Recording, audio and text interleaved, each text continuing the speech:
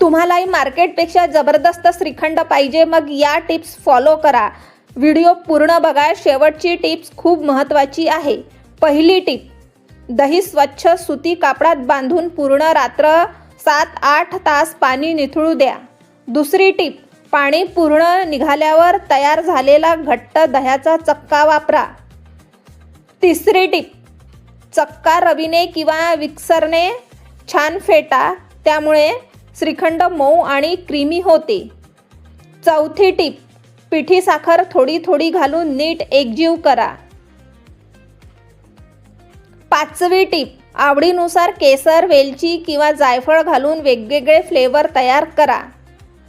सातवी टिप, तयार श्रीखंड 1-2 तास फ्रीजमध्ये ठेवल्यास चव आणखी छान लागते.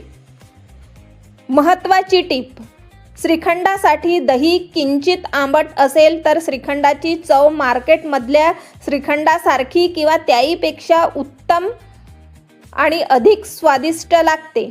अशाच छान छान किचन टिप्स जाणून घेण्यासाठी सावजी किचन टिप्सला सबस्क्राईब करा. व्हिडिओ आवडला असेल तर लाईक करा, शेअर करा आणि कॉमेंट करा.